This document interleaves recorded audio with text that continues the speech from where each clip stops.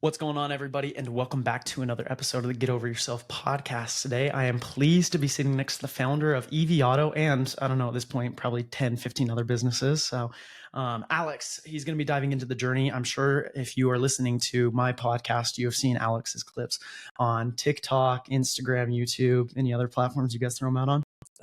Facebook, yeah. every possible way. Yep. So the king behind the camera. We're going to dive in. I had to go in and inspect EV Auto for myself. They sold me a car just a couple weeks ago. So yes. I'm speaking from personal opinions here on the process of buying a car through EV Auto. But we got Alex today. He's going to talk about his entrepreneurial journey, starting EV Auto as well as other companies. Talk a little bit about his mentorship he does at Weber State as a professor at Weber State, and just his entrepreneurial journey overall, and kind of the grit behind starting these businesses that can often look very, very dooming at the very early stages, as you can probably attest to. A little bit about Alex. He wears dual hats as a tenured professor at Weber State University as a seasoned Incorporated 50 entrepreneur. Alex has been a lifelong entrepreneur and over the past 30 years has been a founder, CEO, and C-level executive, launching and leading several successful companies, including one that ranked number 34 nationally in all categories on the Inc. 500 list. Alex currently owns, as I alluded to, the EV Group that is comprised of EV Auto, a chain of used EV car dealerships selling thousands of Teslas, Rivians, and other EVs. EV Auto is expanding regionally and nationally with locations in Utah, Tennessee, Colorado, California, and more. EVG also owns EV service warranty, parts acquisition, and charging businesses in various locations and stages of development. At Weber State, Alex teaches his students about AI and the latest technology tools being used in business. His expertise in these areas garnered him national recognition, including the front page of the Wall Street Journal. I did not know that until you sent this bio over, so that's fun. The school wrote that. I didn't write the bio. The school has it, yeah. Weber State, they hype you up a little. Variety of folks edited that. So. It's a very detailed, fancy version. I like that. Anyways, Alex, I really appreciate you for joining us today. We're going to dive in all things EV Auto as well as your other ventures. Yeah, let's do it. Really, really excited because the Tesla just announced that their Robotaxi came out. What was that, 2 days ago? Yeah, Robotaxi launched in Austin just over the weekend. I think, yeah. Super excited for the whopping price of $4.20. I wonder where Elon got that. We can talk about that too. But anyways, thanks for joining us. And with that being said, let's jump into today's episode.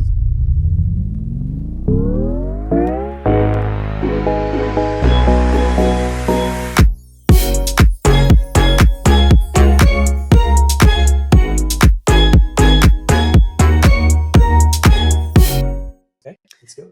Awesome. So Alex, give us your entrepreneurial background. You said you were a lifelong entrepreneur. I think that's a title that a lot of people kind of self-proclaim and few can actually claim it. So where's your claim come from? Yeah, I mean, it's authentic. A lot of the same kind of cliched, kid with a product that he's trying to sell door to door in the neighborhood. Of course. That kind of stuff. For me, it was very early on that I didn't want to be a something, meaning, I had friends that wanted to be a doctor or a lawyer or a fireman or a professional athlete or whatever. And I never really wanted to be any particular thing. And I didn't realize it back then, but essentially I think I wanted to be an entrepreneur. I wanted to be a business owner. But that wasn't it wasn't even remotely as close to as popular as it is now back then. In fact, it was kind of looked down upon in a lot of ways.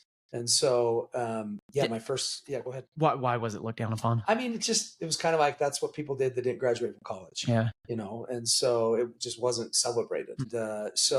My first real business probably was detailing cars, actually. I had a mobile car detailing business when I turned 16. I had some other things I did before that. I remember I walked down to the grocery store and got a job on my own when I was like 13 or 14. And my parents were like, did what? Yeah, they didn't tell me to. Nobody. You had the drive. Yeah, I just wanted to make some money and wanted to work, and so I just went down there and started working bagging groceries. But started the car detailing business when I was 16, and pretty much, I mean, there's been a few little pauses here and there, but pretty much have either owned or operated a business that I've had equity in, every year of my life, pretty much since then. And I turned 51 next month. So that's awesome. Definitely a lifelong entrepreneur. Tell us some of the highs and lows you've learned over the past 50 years of entrepreneurship. Yeah. I think it's easier to list the lows sometimes, so maybe try and focus on some of the highs as well. Yeah, I mean, I've gotten a little bit better at this as I've gotten older, but you kind of have to try to make the highs not too high and the lows not too low. Or I think what works for me is I make the highs high and the lows low for very brief periods of time. Like I will get pumped and super excited for a short period of time, and I will just get pissed and ticked off for a short period of time And then level out a and then little bit. level out. Yeah. So I think it's okay to still experience those. You just don't have the experience be too long. But, I mean, it's been a windy road for me, just like pretty much everybody else. It's been doing it for a long time. And, there's been some amazing things that have happened that I wouldn't, I'm really grateful for. There's been some painful stuff, failures and mistakes and stuff like that, I'd probably like to change if I could in some ways, but you also wonder, the impact those things had on getting you to where you are today. I'm mostly talking about things that I've done that have hurt other people, right? Like that's the kind of stuff that you feel bad about. You wish you could change, but the overall journey, obviously, I'm happy with where I'm at now and the Right. way things are going now. And so, I mean, I don't know of anything like super specific. For me, I think it was decades of making my family and my personal life like second and third place. That was contributed to all the lows. The things where all I did was focus on work and other things. And then the highs, have been as I've learned more about trying to focus on the impact that what I'm doing has on the people that I work with and my family and thinking about those kinds of things first and the funny part about how that actually makes things more successful anyway than when you're more inward. And so I mean, nothing like jumps to mind specifically, maybe just because there's so many There's so many examples of of those highs moments. and Yep. lows, Yep. and I'd have to think about a specific business or a specific period of time, but plenty to choose from for sure. It's interesting. I feel like most entrepreneurs I have here on the Get Over Yourself podcast, they check off those two boxes that you already mentioned. We're 4 minutes into this episode, 5 minutes in, and they come from a background of trying to sell a product or service from a young age. And then the second one is they wish they had spent more time with their family. And you kind of already checked both those boxes off. What do you have to say to a younger generation of entrepreneur that they maybe haven't lived quite those experiences yet, at least on the family side, that they think, well, I'm never going to make it unless I do spend the 120 plus hours in the office every week and kind of screw over all my relationships and just let that be my main focus? Yeah, I mean, I'm careful to not sound too much like a hypocrite because I do think it depends on the outcomes that you want. As the old saying goes, if something to the effect of if you want unusual outcomes, you have to make unusual effort, unusual sacrifices. And so, I don't know anyone, either personally or looking outside in, that has achieved anything really, big that hasn't made significant personal sacrifices. And that does include time and relationships and things like that. There's a spectrum though, right? There's a point where it has diminishing returns. And the best example that I can think of that is, I heard Larry Miller speak to a small group of entrepreneurs many years ago. And for anyone outside the Utah audience, explain who Larry is. Yeah, Larry Miller owned the Utah Jazz and one of the largest car dealership chains in America. Dabbled in a million different investments, everything. Yeah, you name it. He's probably the single most successful entrepreneur in Utah, maybe overall lifetime, not just a single company or whatever. But he ended up having really poor health and died at a pretty young age, I think in his 60s, and was admittedly a very mediocre, poor father and stuff. And so when we were with him, this group of entrepreneurs and business owners, we were all expecting all this great advice about business, and all he did for about an hour was talk about what a bad dad he did. Interesting. And it was interesting. It stuck with me. And so but again, there's a bit of hypocrisy there in that you have to make sacrifices. It kind of depends again on the outcome that you want. So a lot of people talk about, get the life you want and then build backwards. And I think that's an interesting concept, right? If you want to build a business or a life around certain things, you can. And I have another friend that's very, very successful that decided very early on that the career he wanted to focus on, he would not work at night and on the weekends. He was a kind of a thing. When he left at 5 o'clock, he could leave at 5 o'clock. But he wanted to do his own thing still. And so all the decisions that he made around his business and his investments and his finances, everything was built around maintaining that. And he has, and he's got an awesome life. And his business is great, but there's a ceiling. Plateau there's a ceiling for that business, but he set it himself. I didn't want to do, all these extra things, and he still doesn't. I just talked to him actually earlier today. And so I think you have to decide, what kind of life you want. because I don't think there's anybody that's going to go, yeah, I want a life where my family means nothing to me, Mhm. and I'm 100 pounds overweight, and I don't No, sleep. it's I feel like social media nowadays kind of promotes that a little bit, though. I mean, you tell me. I consider you the social media guru right here Well, in the room, but no, I mean I the feel like I hustle see a lot of culture, that online. The hustle culture, yeah, yeah. I yeah. mean, And I think there's pros and cons to it. I really do. I think there's certain aspects where I'm like, I look at some of the other cool Utah tech companies and stuff. Obviously, we're a tech company ourselves, and I think, yeah, there's a lot of things that we can improve on, and I love seeing their content because it motivates me, it motivates the team, yep, everyone gets going. But yep. then there's also things where I look at it and I go, I don't know. Maybe this is this is what they always say about Utah founders is you invest in them. They're one of the hardest working. They'll sell the crap out of a product, but they always go back to their families in the evening. And I don't know. I don't think that's a bad thing. I really No, don't. I mean there's a lot of examples of wildly successful Utah entrepreneurs that are also good family men Yeah, and women, right? yeah. And so yeah, you don't have to make that trade. I just say you have to get close to the line. Right. And that means sometimes you'll cross the line and sometimes you'll need to come back. Mm-hmm. I don't know of anybody that doesn't. Like I said, I think you have to be, and here's the thing: the younger you are, the more you can do that. Well, Mm-hmm. it's interesting. There's two different sides of that. If you look at the data, the most successful entrepreneurs are either younger or older. The middle group Yeah, kind of that's where gets it fades a squashed. little bit. Yep. Yeah. And so the younger group has less responsibility, less commitments, more freedom. Mm-hmm. And you could even argue maybe more energy or whatever, more willingness to take risk. And then you go through this middle area where it's like, I've got a good job and I've got a family and a mortgage stuff. And then as you get to this other, which is, I think it's like late 40s, maybe it's mid to late 40s. That's Got a like, little bit of now I've got savings. some Kids are maybe money. a little bit older. Exactly. Yep. Kids are Yep. out of the house. And I've learned a bunch of stuff. And I think you can fact check this. I think actually the most successful age or the best age to be a successful entrepreneur statistically is actually that later one. Mm-hmm. It's actually like that mid to late 40s. I think even more so than the Mark I've heard the Zuckerberg, exact same thing. Yeah. crazy uber successful 25-year-old. So I just think you have to decide what you're willing to sacrifice, knowing that you're going to have to cross that line Mm-hmm. sometimes, and trying to have the discipline to pull it back. So here's my personal example, and Yeah. I'm sorry for everyone who listens to the podcast often. I share this way too often, but my wife and I's journey. I mean, God willing, we'll probably start having our own family in the next 2 to 3 years, Cool. just depending. Yeah. No kids yet, but to your point, and same with these guys. Nobody on our team minus one of our guys has 2 kids. Everybody else on the team, young, lean. We can work different hours than other people Yep. can. Yep. Different mindset at different stages of life. Different financial responsibilities. Yep. Yeah, my wife and I's finance is very, very simple. Very straightforward life compared to a lot of people. Yep. But what I always tell her at the end of the day is, look, I want to kind of go back to your point of like build up and then kind of regress at the later stage. I always say, look, I want to be able to get to a point in life where I can step out at any point I want, so I could go be my kid's t-ball coach. That is my ultimate dream in life. Yep. When I have kids, I want to be the t-ball coach. Yep. So that's kind of our personal. But I feel like, to your point, I've heard that exact same thing before, where the later stage entrepreneur, you've worked the industries, you know the ins and outs of whatever business you're building, ideally, right?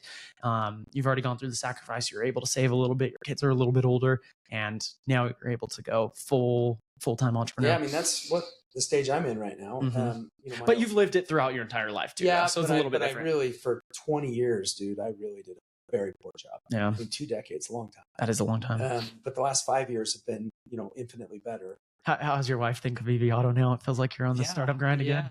I mean, so, my oldest daughter's in college back east. My other daughter's just finishing up junior high. And so, my family support is really, really high because I am working a ton of hours right now. I am crossing over that line and having to come back, doing the thing that I just described to you. Because it is we're a very high growth, fast paced startup that, is really exciting. My wife, she busted out laughing the other day. And I realized after I said it was kind of stupid, but kind of made sense in my brain. I said, I feel like EV Auto is like my Olympics. Yeah. I've been training all these years. And this is for the gold, right? Just for this. And now it's time to go for the gold, I love it. And I mean, it really does feel like that. Like all the things I've learned, the mistakes I've made, the people that I've learned from, it's like all coming together. And I've said this many times, and this is going to be my last startup. Like I'm done after this. It's going to take everything out of me. I'm not going to be able to do it again. I want to see you knock on some wood right now. Dude, I feel like you hear that often. I mean, I just can't see myself leading another startup from the ground up again because it just takes so much energy and commitment and sacrifice. And so, yeah. And I also think this one has so much more room to Hmm. grow that it's going to be a while. I mean, I don't think I'm going to be doing another, even if I wanted to. I mean, I think we got 10 more years in us, 8 or 9 more years in us before we even really kind of get past the halfway point of our potential, Hmm. So, What I want to do with the EV auto story, I'm actually going to start kind of on the backtrack, and then we'll yeah, regress after sure. that. But are you guys comfortable talking about what is your long-term plan with it? Are you Sure. grow it and sell it? Are you kind of let it run, grow it up as fast as you can for the next, like you said, 8 years, and then let it run in the background? What's your goal with Yeah. EV auto? So it's not a sexy answer, but I don't care. We're just going to run an awesome business. Yeah. If we run an awesome business, we'll have options. Yep. I don't have a preference. Like, you know what? I do have kind of an internal goal that at 59, which is in 8 years, I'd like to slow down, which would be about 15 years of EV Auto Hmm. because it's coming up on 6 years. So 14. So that'd be a heck of a run. But at that point, I would like to have options. And again, I just say if we run a great business that's worthy of a Berkshire Hathaway type of an investment, not literally, but it's that strong of a Hmm. company, then we'll have options. Yeah. We can do all of the above, any of the above. And so that's really all I'm focused on is us just trying to build a great business, meaningful, lasting, durable, strong, growing, and I know every option that we could dream of will be available. That's awesome. I respect that answer a ton. When people ask us that question, we have kind of answers in the back of our heads, but at the end of the day, it's really hard to say. If things are going great, then yeah, maybe we want to make it last longer. It really just depends. Yeah. It's so hard to predict the future, especially with everything that's going on right now. Yeah. I know everyone always says that for the past 18th years of human life, but that's when it goes back to what I'm saying. As long as yeah. you focus on what you can control, which is building an awesome business, Mhm. then you'll have options. Yeah. You'll have choices, regardless of what's going on in the outside world. Yeah. So So I guess for anyone who's come this far in the episode now and you're curious, you go, okay, I've heard EV Auto 1,000 times now. You guys, if I'm not mistaken, are one of the first solely used EV dealerships across the US. There's more popping up now. I think it's becoming a little bit more popular, but you guys launched 6 years ago, as you mentioned. And I feel like the real steam, at least from your guys' content side of things, has been picking up over the past, I don't know, year and a half or so. Is that pretty accurate? Yeah. So our Bountiful store will be open 2 years next month. Okay. And so, yeah, things really started because that was the plan, just slowly, frugal. Okay, we're gonna do one, and the one that we did is a prototype for national expansion. So the look and the feel and the brand and the vibe and all that stuff is very intentional to be replicated. It's meant to look like a national brand, feel like a national brand.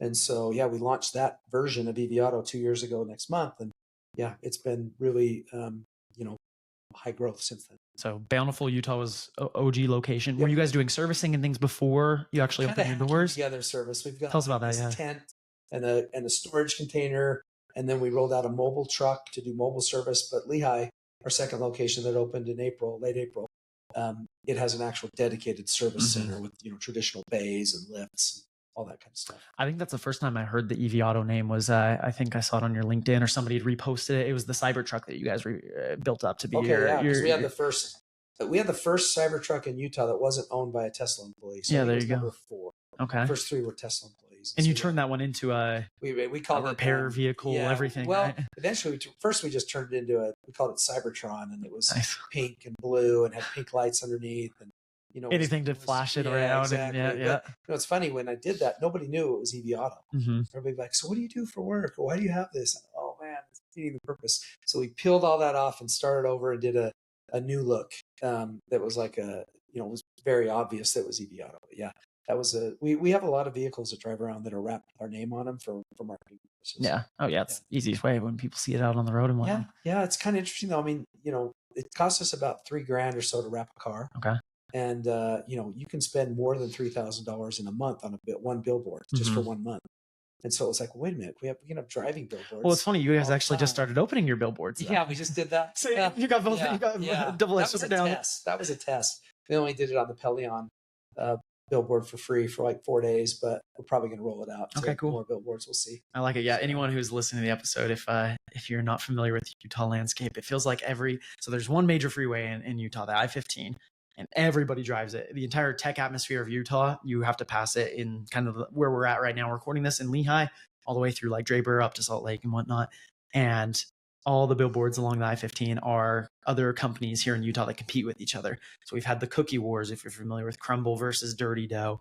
Go back and listen to that episode. I had Bennett Maxwell on about 2 years ago now, the founder of Dirty Dough. That was a fun episode. But they're then about out of business. they're about out of business now. Yeah. I need to get him back on. He's doing more franchise stuff now, but it'd be fun to get some lessons learned and whatnot. Yeah, but that's a so franchising, not to interrupt. Yeah, go for it. Yeah, the first 10 years of my career. Oh yeah, there you go. But anyway, you definitely get the market. But then you also have the blanket wars. You got Minky versus Cozy Earth versus what are the ones I'm missing? Lola. Yeah. Serenoni, my wife's my in-laws or the next door neighbors is the Serenoni founders, which is another awesome blanket company. They don't want to get involved in the wars though, so I keep telling them they got to jump in. But anyways, you guys are starting to promote on billboards and things like that now. Yeah, we were just kind of making fun of a lot of those billboards by doing. I'll have to link some of the episode description. Kind of funny ones. Put some of those in there. It was just for fun. Yeah. So I'm assuming you've opened more locations now. So you got Bountiful, you got Lehigh, Utah. Nashville's almost open. We're going to open a temporary location there here in a month or two. Okay. Well, we're so it's a remodel. We bought an existing dealership and we're remodeling it. So that'll be open in the mid to late fall. What part of Nashville is it in? It's Brentwood, which is they call Brentwood the Beverly Hills of Nashville. Yeah. So all the country music stars and professional athletes, and they all live there. And I mean, not all, but it's where they mostly reside. And our location is right on the corner as you come off the exit to go into Brentwood. I mean, you couldn't ask for a better spot. It's a beautiful area. I used to live in Nashville, so it's beautiful. You did? Yeah. Well, then why am I telling you? It's for everyone else. So you know how nice Brentwood is. It's very, very nice. Yeah. Yeah. I think we'll do well there. And this is the first one you guys have expanded to outside of Utah. Yeah, first one. And it's kind of some crazy. Jitters, or what's the thought process behind it? Yeah. I mean, I wake up every morning just a little bit paranoid. Mm-hmm. I mean, and I think that's actually probably healthy. I mean, there's some people that just, carefree and that's just not me. I wake up every morning like, oh man, we gotta win today. We got to sell more cars. We got to do that. And, it's not paralyzing. I don't let it take control of me, but yeah. A healthy amount. I wake up every day. I tell people all the time, some days I'm scared. Some days I'm excited. It just kind of depends on the day, but I think there's some of that that's healthy. So what was the decision-making process behind Nashville? It's a long story, but, we have a great partner out there that we really love, that we wanted to do something with, that's extremely well connected out there. And then the location, actually, I went out there to look at a different location and I posted on my stories that I was going to Nashville, and a follower from TikTok said, hey, you ought to check out this spot. I heard it was going to be In-N-Out Burger, but they couldn't get it approved. Oh. So I went to see a different spot, ended up going to the one that the follower told me about. And I was like, this is it. This is awesome. That's great. The other one was a B+, maybe an A, maybe an A-. And I was like, oh yeah. I go to that one. I'm like, this is an A+. So it's just funny how that all came together. Right. And so, yeah, we bought the property and remodeling it and have a great, manager already hired. He's been out here for several weeks training. He's going to be out here for a few more weeks. And then my operating partner, Tyler, and his family are actually going to move out there. They're going to move there and make sure that it goes great, help that general manager figure things out, and then they'll come back. And so they'll probably be out there for 6 months or cool. so. That's Maybe great. they'll be out there for however long it takes. But yeah, I think our manager candidate's going to be really good. So this might be a little bit more of a naive question, but do you guys have any clear sights of 7 more locations by the end of the year? Are you going just one location at a time? Yeah. What's the growth? We think that our team can handle one dealership a quarter. Okay. So we think we could handle 4 dealerships a year, but that's pretty aggressive. Mm-hmm. I mean, I think if we did 2 to 3, I'd be over the moon. Yeah. Yep. And we do have our 4th location identified and probably going to announce it hopefully soon. Heck yeah. And that one would open right after Nashville. So we'd be at 4 dealerships in 2 years at that point. Yeah. But it's starting. You're seeing the ramp up period. And got the operations fixed a little bit. But we hope to have locations not just all around the U.S. but in Europe. That's great. That's great. How did you get into? I know you said when you're 16 you had the detailing business. How'd you get into cars? What was your story? And specifically EVs. Yeah. So it's interesting. My first business that I ever started was in cars. And my last business, as I've hopefully knock on wood, right? Yeah. And I haven't done anything in cars in between. Yeah. And so my co-founder, he actually had an idea to start a website for other people to buy and sell used EVs. And I had a struggle finding them, and he had a struggle finding them. And I said, that's a really good idea. And so we partnered up and When started. was this, by the way? This was 6 years 6 years ago. ago. Yeah. Yep. Yep. So, and we bought some domain names. We bought evcars.com and trucks.com and paid a decent amount for them. I mean, they weren't just for sale on Namecheap for $50. We had to buy them and started building a marketplace platform. And that marketplace platform was designed to kind of work like KSL, where it's free for private sellers, but dealers would pay to put their cars on it. And so everything I'd done in my career, I either was the customer or I was very close to the customer. And in this case, our customer was car dealers. I'd never been a car dealer. And this is there's like 5 or 6 things that have happened, dude, that I don't want to say like our business was like anointed to succeed or whatever you want. But you felt God's hand. But like something Oh, just yeah. like, what the heck? And this is another one. My same co-founder was like, oh yeah, I have an old dealer's license. You do? How do you have I never that? in a million years would Yeah. have guessed. So we dusted that off and I got signed up and bought a car from the auction and figured out how to do that, figured out how to get it shipped here and figured out how, all the software tools and some of the vocabulary. And I sold the car to a guy named Larry. I remember I could see his face. Can't remember his last The name. first deal. Bought That's the great. Yeah. Model S from me. And for about a year and a half, we were building the marketplace and I was just selling one Tesla at a time. And after about a year and a half, I said, maybe there's an opportunity for our own dealer instead of, this platform. And so that started the shift over. And, we had decided when we started EV Cars that regardless of whatever we were going to do, because he's at a similar stage, we're either going to go big or go home. Like we're not doing this to own one car dealership. We're not doing this to have a website that has, 20 cars on it. Yeah. Yeah. Like we're going to do it to be the world leader and be the number one seller and servicer of used EVs in the world. And that's a massive goal. But that was the intention from day one. Like if we're going to do this, and it wasn't called EV Auto, it was called EV Cars. Okay. We used that name, and then we called it Volt Motors, really creative. And then again, one of those 5 or 6 moments, being able to acquire the EV Auto domain was a wild story. It was not for sale. The people that owned it were very difficult to find, and it just came together that we were able to buy it, and then launched the dealership at a dumpy little location near my house that we just rented.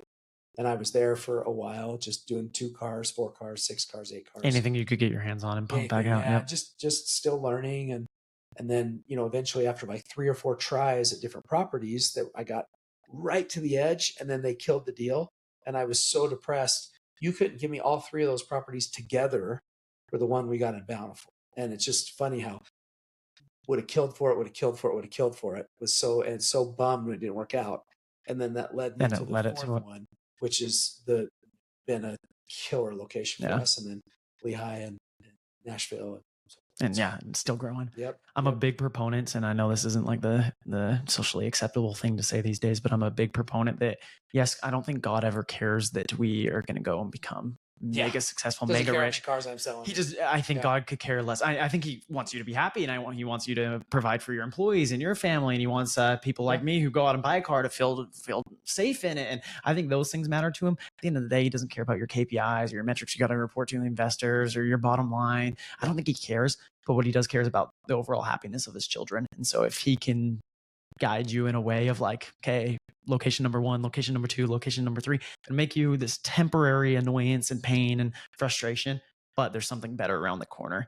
And then as you continue to grow, there's a million stories I'm sure you can share for your entrepreneurial journey. I mean, there's just some things where it's just very special. It just felt like more than luck. Yeah. That's all I'll say. Yeah. And I think the special that but that's to guarantee success. I'm not. No, absolutely not. No, we're like set apart to be successful. That's not it at all. You do not. I'm not going out on a limb saying you have to be Christian and believe in God. Like, yeah, too coincidental. That's crazy. It is. It is. It's awesome that you can recognize that. That was what I'm saying. Yeah. Any good entrepreneur that doesn't say that they're at the bare minimum, there was luck involved. At a bare minimum, you can say a higher power, whatever you want to choose to believe in or not believe in. It doesn't matter to me. But every good entrepreneur I know. Now, look, the old saying is, hard luck or good luck is when hard work meets preparation or opportunity or whatever. So you definitely can put yourself in positions to be luckier, but it still feels like luck sometimes. I mean, it still does. And if you've got an entrepreneur that's successful that won't admit that, I think they're lying. buy. Yeah, I agree with you. So let's take a step back. You guys are expanding. EV Auto is growing like crazy right now. Are you open with talking about like how many cars you're selling every Yeah, month per sure. Yeah, location? I mean, Tell us about the like high financials. level. Yeah, I mean, we sell hundreds of cars a month now. and some aren't even in person. You sell directly online through Yeah, TikTok we and sell. Instagram. Yeah, Yeah, I mean, we sell every day. We sell more cars that are a result of our social media. I it's mean, so we interesting. can't handle the inbound leads. So I had interesting. to hire, not had to. We found somebody that's full time. All she does is handle those inbound leads, and we're going to hire another person because it's totally overwhelming. I mean, look what happened with your neighbor here. I mean, Yeah. we miss follow ups, we miss opportunities, we miss deals, but we're selling multiple hundreds of cars per month. We're servicing about the same amount now, or we're on track to.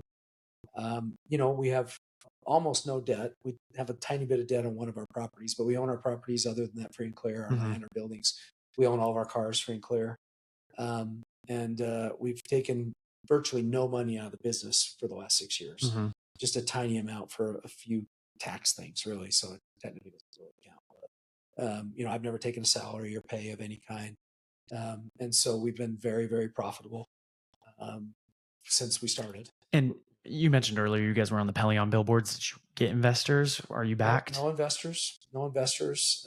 Just frugal, self-funded. Like I said, we started with one car and then sold that and made a profit and then put it back in and bought another one, and then bought two. But just slow. Then something breaks and then you got to save up again. Yeah, It always happens, right? So we just very, very slowly and methodically grew. That's awesome. And now the flywheel's spinning a little bit. So, the number of cars that we buy and sell and turn and stuff. I mean, by the end of this year, it depends on how Nashville goes, but by the end of this year, we'll be at like a 9-figure run rate. That's awesome. So, I mean, biggest business I've ever started. And it's such a short amount of time. I know in the grand scheme, you're like, okay, this has not been short. I'm sure you have those restless nights, but relatively speaking, that is a crazy turnaround time. Yeah. I mean, if we hit and I'm not even talking like crazy aggressive, if we perform kind of how we think we could without knocking it out of the park in Nashville, I mean, yeah, that'd be essentially from,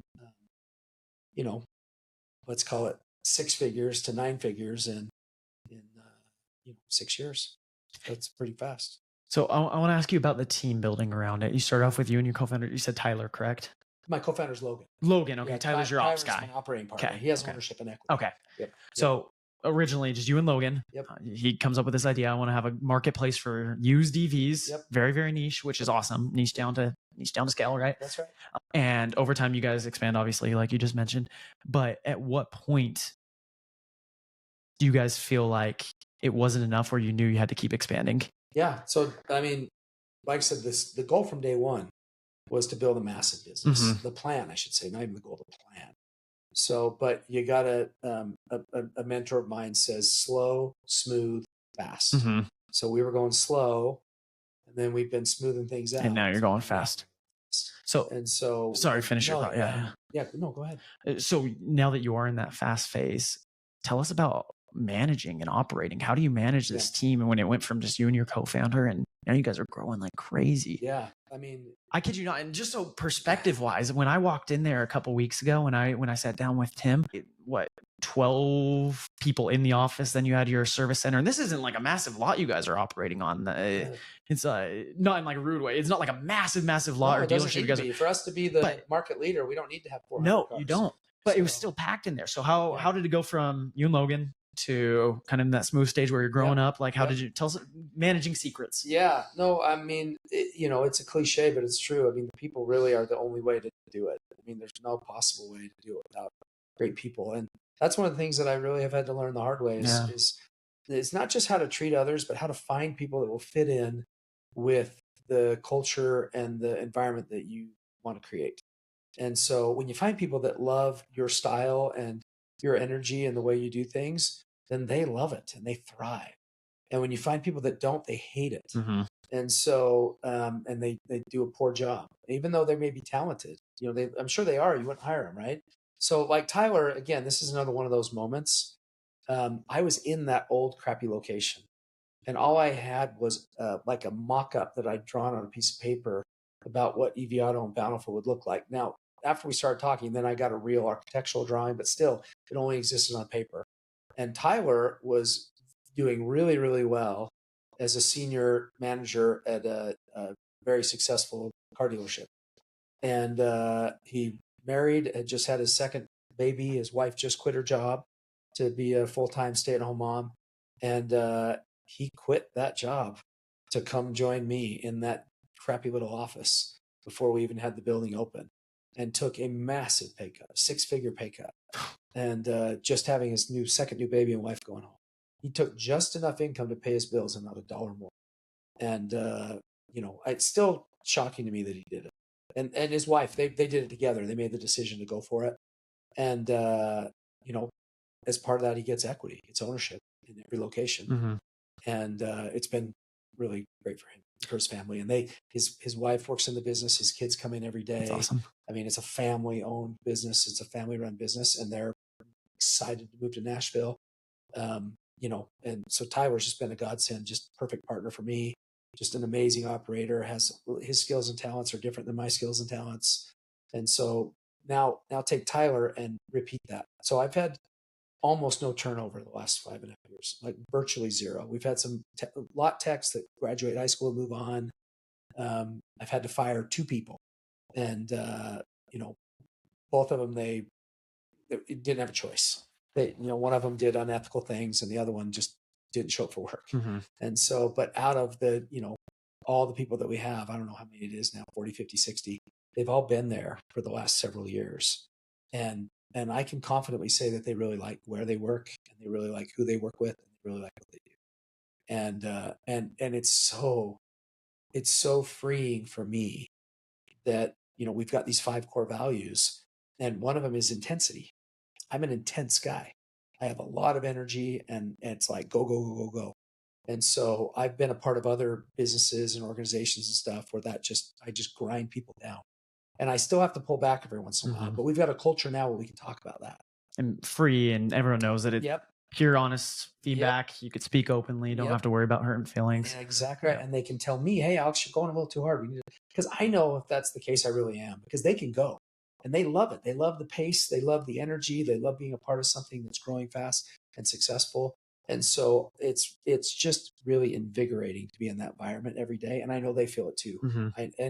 And part of it, they're all younger. And I tell them, look, it's what you're experiencing is very, very rare. For a business to grow this fast and be this successful and be on this trajectory, it's rare to get an opportunity to work in a business like that. It just is. Because it doesn't happen very often, and they love it. They love it. It's part of their identity. I'm so fortunate. And the best thing about it is now they are protective of what we're building, and they are a part of every hiring decision. Mm-hmm. And I think it will be that way for a very long time. I mean, honestly, it'll probably be that way until we have 1,000 employees or something. I'm going to include, because each location is like its own little culture. It's its own family. And so each location is going to be involved in every person that comes in, and each location will have trained, just like the guy in Nashville. He's been here for 3 weeks. He'll be here for another 2 weeks, and he's going to bring his family in for a week so we can meet them. And so he's going to know that culture and our core values and that vibe and how we do things intimately well. And he's going to know exactly what it feels like and what it looks like and what it sounds like, so that when Tyler and I go out to Nashville with him, we'll know the kind of people we need to hire to recreate that. And we believe that we can do that every time, every location, and that everybody can be bought in that location to help us hire the right people that will thrive in that environment. And when they do, man, magic, magic, magic. So a couple questions off of that. Yeah. The culture you guys are describing, I get the overall sentiment. It's a fun startup atmosphere. It's new crazy things are happening every single day. You're growing like crazy. I'm not a huge believer that money's a motivator. I think it helps. I think you can offer somebody a great paycheck, but the reason Tyler joined you was not for the pay. Like you said, 6-figure pay cut is that's hefty. Not the short-term pay, but not the, right, long-term pay. Yeah. Long-term. Yep. What's your advice on building that culture from day one, even with a very small team? When it was you, Logan, was Tyler your third guy? Was he the third one in the business? And Logan's been a not hands-on in the business. Okay. So, I mean, I talk to him every day, and he's an incredible partner and co-founder. He's had a lot of success in other businesses that he's built in his career, but in the trenches. It's been totally different. But I want to recognize that this business doesn't exist without Logan. Yeah. And like I said, I still talk to him every single day, sometimes multiple times per day. He's just an incredible partner and one of my best friends. And so, but our people, we do pay them well though. Mhm.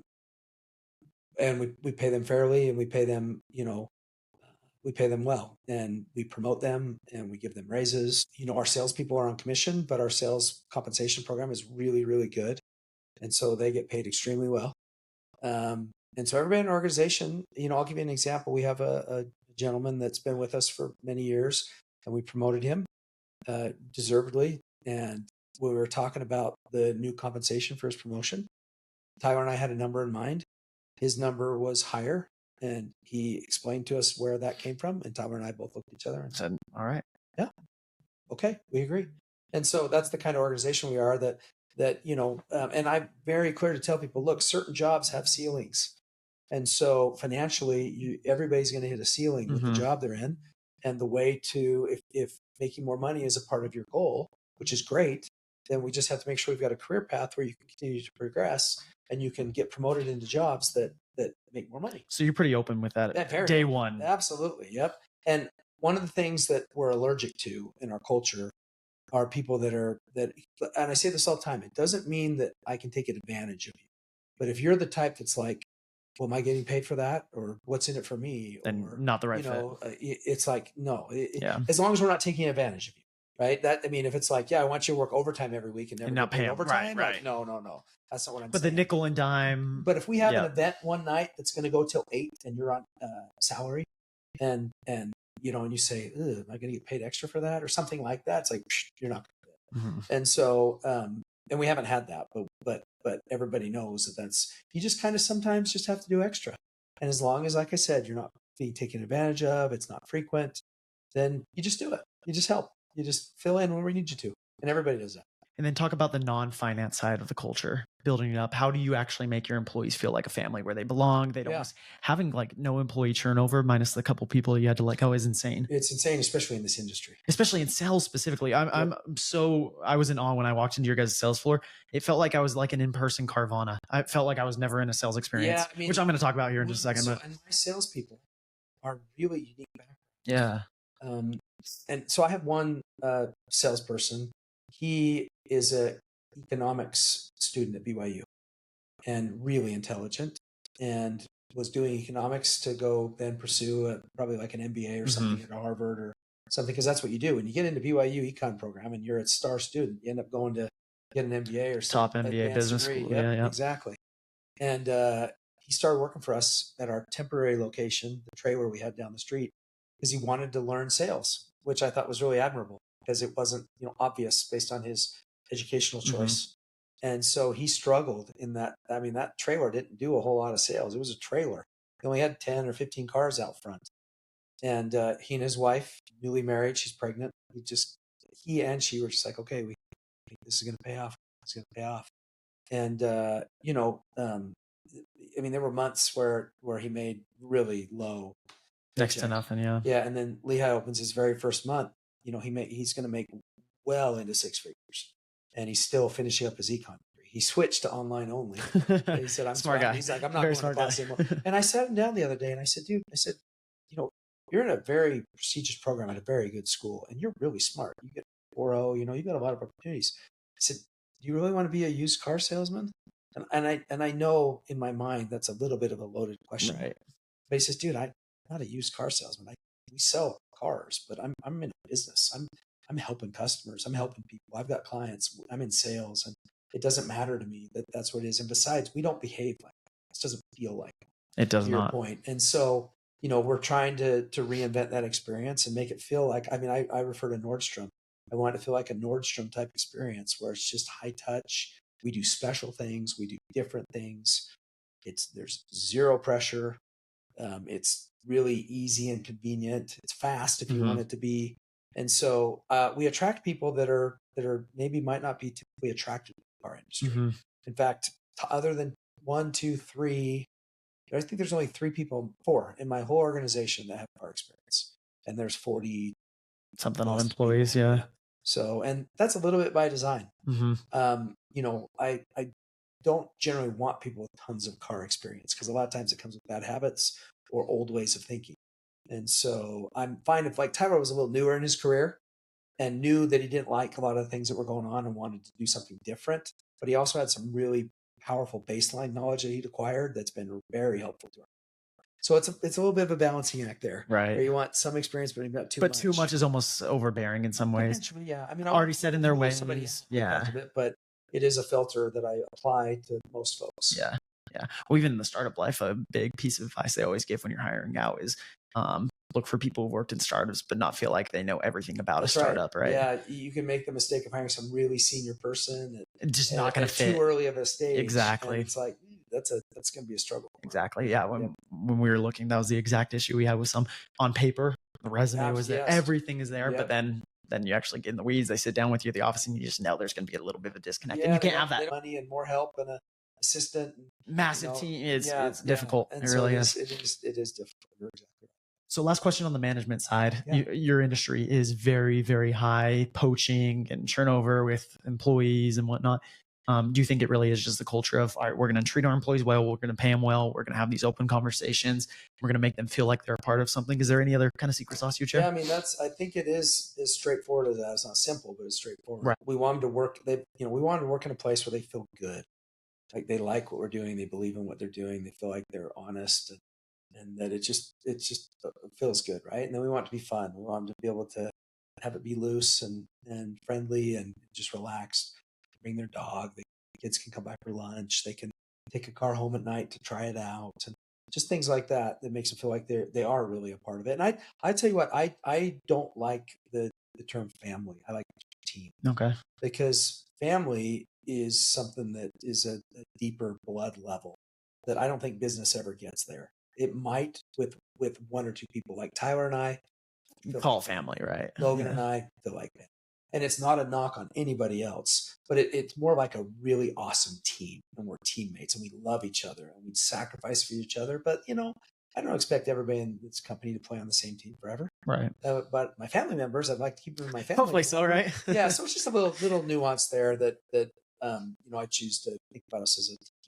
And again, no knock on anybody. No, definitely. I mean, I think about the team organizations I was in growing up, and in some ways in some days they're closer than family in certain aspects, and then the other days you expect your family to be there when your team isn't. Well, a team is driven to win and compete, and those kinds of things, which again, it's just right or wrong, it's who I am. No, I like that. I like that a lot. Competitive person and driven and just always been that way. And sometimes it's great, sometimes it's not so great.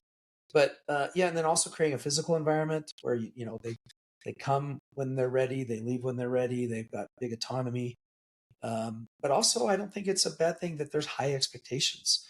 They're people that want to grow. They're people that want to progress, and they want to be around other people that are like that. And so that intense environment, that fast-paced environment, it's enjoyable to them. And so, we put all those things in a pile. I think if you asked anybody in my company if Monday mornings were hard for them, they'd all say no. Like, I'm excited to come back on Monday. Is a place where they enjoy going to work. Yeah, they like each other. That's they like awesome. Being around each other, and I love it. I'll sit in my office, or I'll walk in, and they're all talking or laughing, or they're on the phone, but it's just busy, and they're going to get each other lunch, and the best. And in both locations that happens. It doesn't matter when I drop in; they're having a good time. Customers are smiling. It's just, it never gets old. I'm glad you recognize that too. I think you can get so busy in the day-to-day. I was just out at a conference with our head of sales, Tanner. We just went to Dallas, and he is very good at that. He's a very intentional person, can sit down and just make like somebody feel like he's paying attention and have that great experience. That's awesome. And that's something I'm not always great at. So I asked Tanner that. I said, all right, teach me your ways. Like, you walk into a room and people, they can feel that you're paying attention to them and have that power. And it's just all intentional. It's making sure that you look them in the eyes. It's the little things where you can actually show that. So props to you for still being able to do that as the organization's grown so quickly. That really is awesome. It's fun. That's great. Guys, real quick, as we're closing up on today's episode, I want to share my experience personally of when I went in. Like I said, in order to do the podcast, I had to be a true customer of every podcast. If you want me to be on your podcast, you can buy a car. Yeah, there you go. You got to experience it for real. I will say, he already agreed to be on the pod before I came in and bought the vehicle. So, Alex, you're a good guy. Same with your staff. I shout out Gracie to this episode for helping make it happen. Anyways, when I went in, I had just sold my Acura. I had never done EV before. I had always wanted to. I had driven a couple. I've had friends, family members who drove EVs. My dad's a hybrid kind of guy, so kind of a mixture still in the two. Awesome. And so I came in. wasn't really sure what to expect. I walked in, and the first guy that was sitting there, right at the open desk, was Tim. And so Tim, one of your sales guys, Yep. very laid back approach. Go grab a drink out of the cooler. Like Yeah. nothing like Yeah. I've only bought a couple cars in my life. I'm Yeah. young, but like nothing even close to what I've experienced, Good. which is awesome. I think that's Yep. the culture you guys are going for. Yeah. So I walk in, grab a drink and stuff. All right, what are you looking for? My name's Tim. All right, I'm Brandon. Great. Sit down. I say, I don't know a ton about EVs. I gave him like the general scope. I said, educate me first. Like teach me. I know basics. Teach me about it. Sits down, walks me through everything. He goes, okay, this is kind of what you can expect. Obviously, most cars on our lot are Teslas. Is that what you're looking for? Yeah. I told him, I was like, yeah, looking at Teslas, kind of interested in the Ford Mustang EV thing. And he's like, yeah, we don't really care much of those. So I go check out the Teslas. He walks me through and he just goes, let me see a picture of your license. Takes a picture. I'm on my way to go and start test driving. Yep, go have fun. Yep. Gives me the basics of like the whole regression on the brakes and what would he call that? The regenerative brake, right? Yep. So a little bit of a different experience. But I remember, Tim, as he's taking a picture of my license right before I start driving, he like steps back for a second and he says, wait, your license says you're from Hemet, California. I go, yeah. He goes, no way. So anyone who's not listening to this, he was an LDS missionary there. He served in the Riverside, California LDS mission. So he's a missionary in my hometown.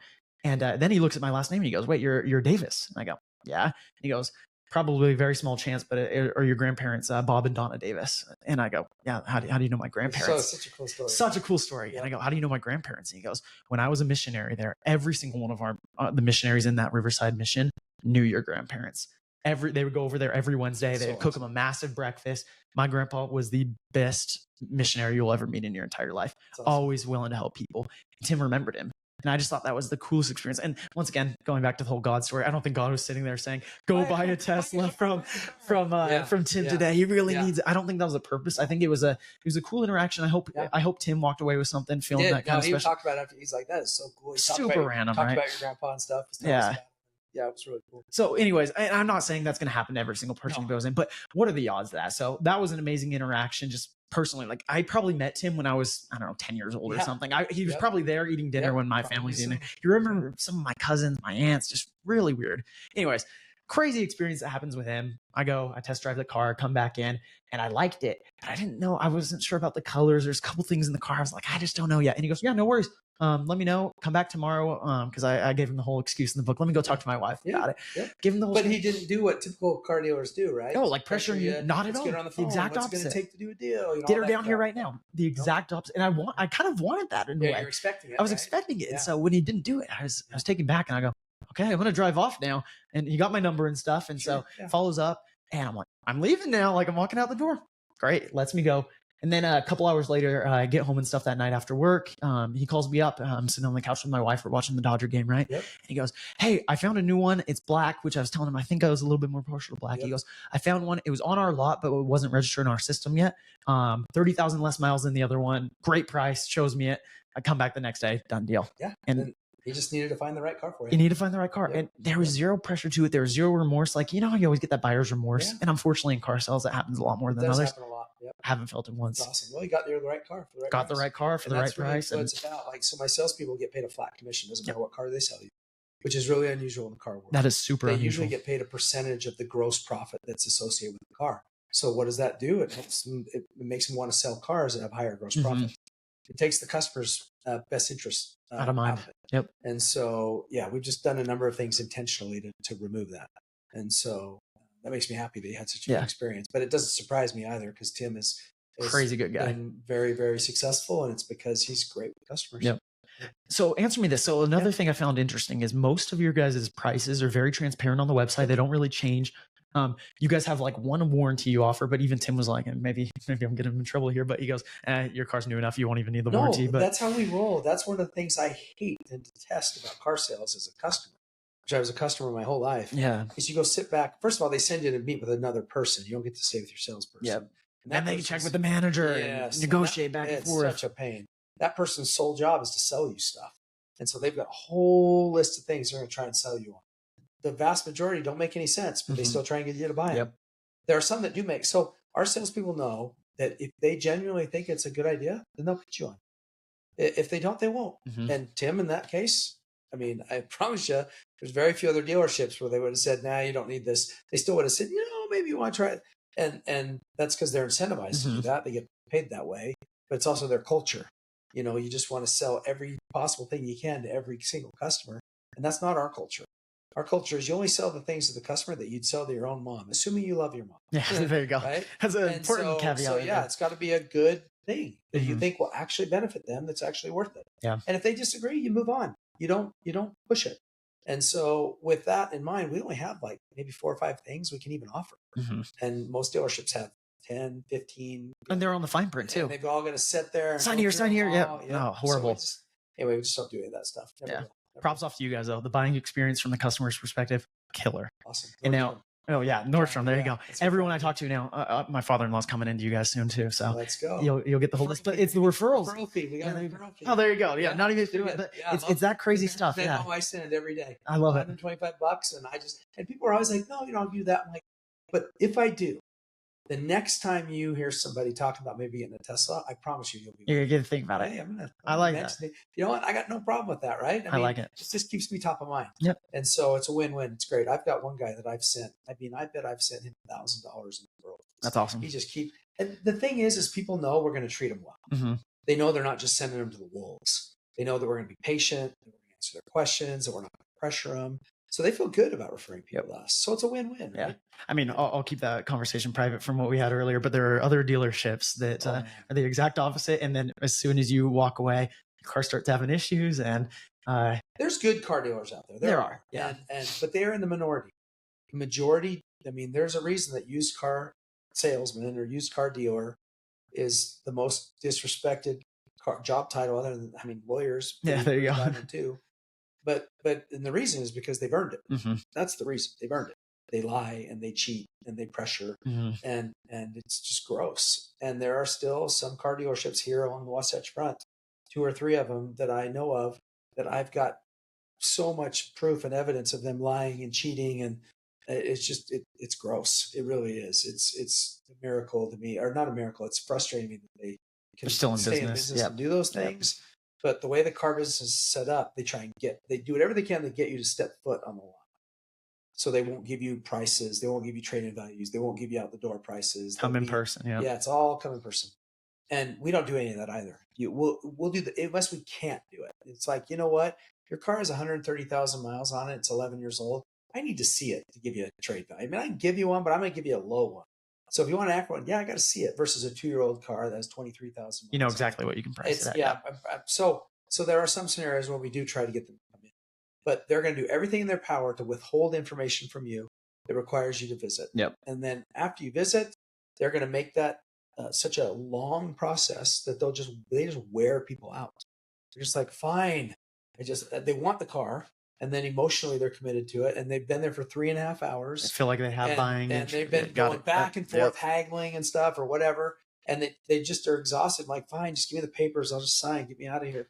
And it's just not that fun. It's stressful.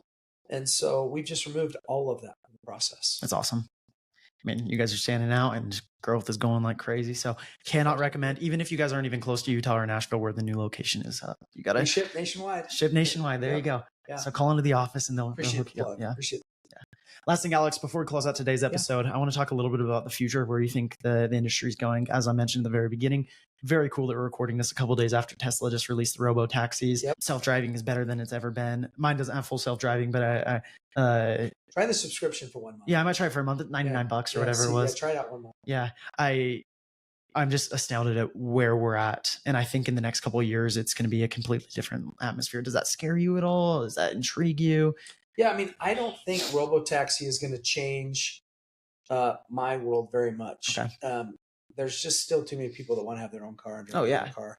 I think in the coastal, the bigger cities, taxis and Ubers are a big part New of their York, life. LA, San Francisco. I think Tesla's going to crush Waymo. I think they're going to crush Uber. I think they're going to crush Lyft. Well, why? Because it's going to be way cheaper. It's going to be way more available. The cars are always going to be clean. You always know what you're going to get. And sadly, a lot of times people don't want to have a driver. Mm-hmm. They don't want to deal with things that come with a human. And so if they're comfortable with a driverless vehicle, which more and more people are, and it's cheaper and it's cleaner and it's more convenient, why would you choose something else? Well, why do you think they're going to beat out Waymo or Tesla? Market share, they clearly they have a bigger market share, but Tesla is just using regular old Model Ys, which I believe they can produce for around 25,000. The ones that are robotaxis, and Waymo is $100,000 per car. For their Jaguar, right? Yep. So $100,000 for a Waymo to get it outfitted. So in theory, though, couldn't you slap the technology into a different vehicle? Go get the Kias or whatever cheapest vehicle they want. I mean, they are saying their total all-in cost for the car is just over 100,000. Okay. So yeah, maybe so. But so far, they're only doing it with the $100,000 versions. Mm-hmm. The second thing is Tesla's, has billions of miles that are getting input into the same exact system that the robotaxis are using, that you and I are using. Yep. So their ability, the data side is crazy. Is just so much faster and better. And then, like I said, the ease of use. Like I'll have my Tesla app. It just it'll just pull up. I'll get in. I'll drive away. I'll get out. It'll charge my card. I mean, the others will do that same thing, but I really think they're going to be able to do it a lot cheaper than anybody else. I mean, I saw some numbers. It was like Uber's I can't remember what it was. Let's say it's $1 per something, and Tesla was like 20 cents per. It's way cheaper. The same thing. That's awesome. It's significantly less expensive, and because they don't have to share revenue with the human. Mm-hmm. So yeah, I think Tesla's going to absolutely blow those companies out. Have you been to the factories? No, I have not. You got to check them out. So I've been to Fremont and I've been to the Gigafactory in Austin. Through BYU when I was a student at BYU. That's awesome. A couple former alumni. I was in a club for BYU entrepreneurs. So anyone at BYU owned a business, and so we got connected. So we got a private tour of the Austin factory, the Gigafactory, and the Fremont. Coolest experience. Yeah, I mean, such a simple process. Like obviously, I haven't gone and toured like a Ford manufacturing facility, but like from how they explained it, very very simple, very transactional. Yep. Straight down the line, very easy. Yeah, it's incredible. The profit margins on the cars are really high because of those kinds of things. Yes. So yeah, it's a fascinating business, but I think they're going to dominate the what would you call it, the ride share, whether it's Robotaxi or competing against Uber and Lyft. I think just absolutely. It's interesting. I'm a very unpopular opinion nowadays. I'm a very pro Elon guy. His book is one of the greatest things I've ever read. I think he's the greatest entrepreneur of our time. I think he's insane. I think he has a lot of emotional damage. Yes. There isn't. If you look at the number of companies that he started and what they've done, insane. Everything he touches turns to gold. Yeah. So, but he is more than gold diamond. Polarizing person. He is. What's your? Are you hoping to get him for a second? What's your opinion? I know I'm about 80% love Elon, 20% scratch my head with it. Mm-hmm. But it's definitely more than half.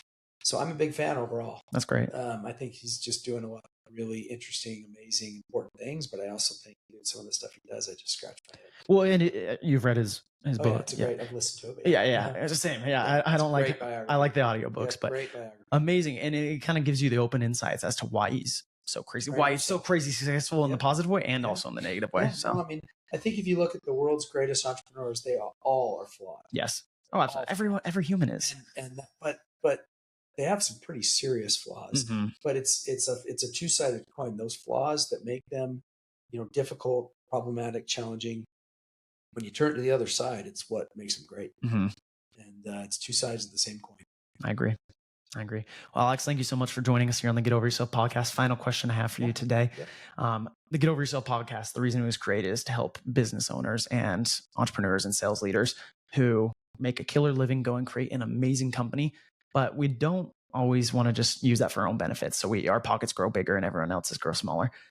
What does the term get over yourself mean to you, and how do you apply that into your life as an entrepreneur? Yeah, I mean, I think it's I think of humility.